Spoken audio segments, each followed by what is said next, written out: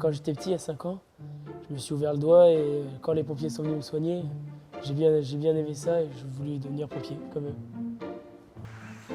Thomas a 15 ans. Il est collégien et actuellement en stage dans un atelier de mécanique automobile à La Rochelle. Et tous les samedis matins, il se présente au centre de secours de Surgères car il est JSP. Donc, au centre de secours de Surgères, nous avons une section jeunes sapeurs-pompiers. Ce sont 12 jeunes entre 13 et 17 ans. Ils suivent un cursus de JSP sur 3 ans. Un programme de formation très précis, de sport, des connaissances, un cursus en incendie, en secourisme, en opérations diverses, tout ce qui est lié au milieu sapeur-pompier. Ici à Surgères, comme dans les 8 autres sections de l'association départementale des jeunes sapeurs-pompiers de la Charente-Maritime, ils sont 120 jeunes, garçons et filles, encadrés par une soixantaine de formateurs, tous sapeurs-pompiers volontaires ou professionnels. Donc, nos jeunes sapeurs-pompiers doivent être avant tout sportifs, avoir un niveau sportif correct. Donc, la plupart sont licenciés dans des clubs de sport, donc ça pose généralement peu de problèmes.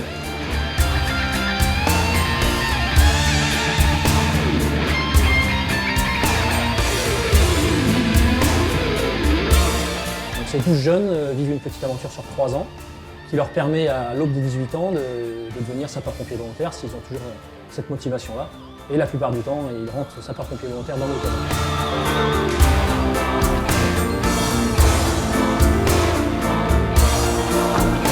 Ces jeunes travaillent à l'obtention du brevet national de jeunes sapeurs-pompiers qui leur donnera la possibilité d'intégrer plus facilement les effectifs d'un centre de secours et de partir en intervention.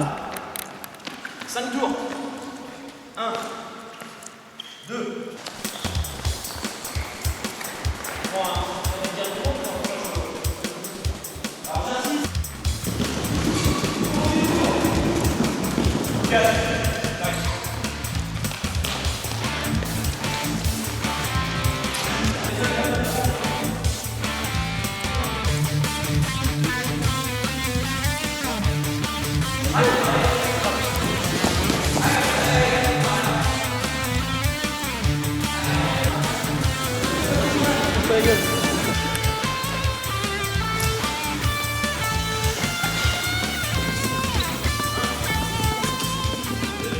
Être JSP reste une activité extrascolaire particulière et exigeante, mais où la collision et le rire trouvent toute leur place.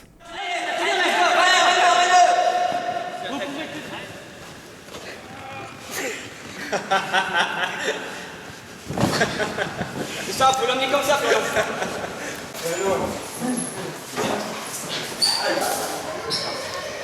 On est pas là? Oui.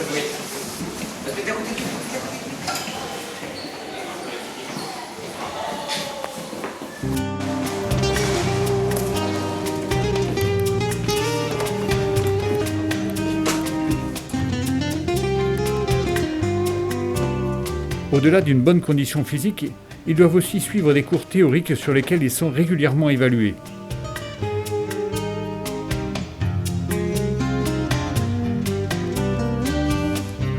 Pour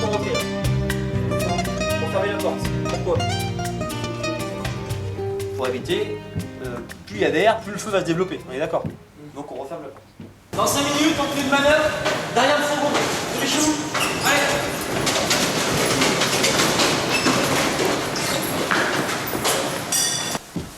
Le rythme de ce demi-journée est toujours soutenu et le programme est dense. Ils apprennent les rudiments du métier car ces gestes, ils auront peut-être un jour à les mettre en pratique réellement. La manœuvre d'incendie reste la base de ces apprentissages avec celle des gestes de premier secours. Ces enseignements seront 100 fois répétés afin que l'improvisation n'ait plus sa place. Tu regardes si tu as besoin de faire une volume à l'entrée de la pièce ou si tu n'as pas besoin de le faire.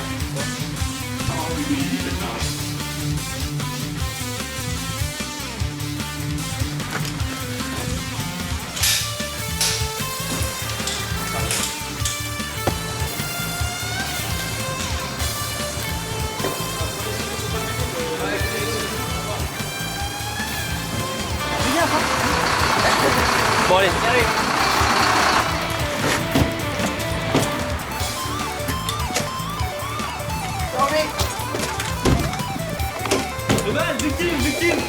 Prenez en charge la victime.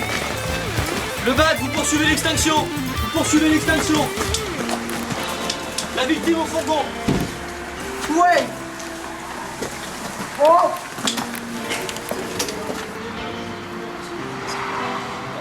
Voilà, si vous respectez cette procédure-là et prenez ces précautions, tout y est. Et la situation peut évoluer par des choses qu'on ne maîtrise pas, un effondrement, une ouverture qui lâche à l'extérieur où il y aura un apport d'air, d'air. Un débriefing s'impose après chaque manœuvre, avant de travailler les exercices d'autoprotection qui rappellent aussi les dangers des missions. Sécurité.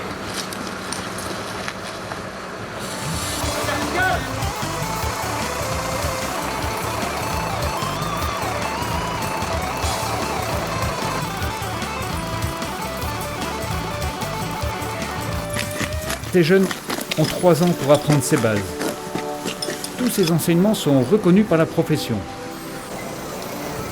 Et soyons sûrs que ces jeunes sauront intégrer nos effectifs et servir le corps départemental dès que possible, car il a besoin d'eux.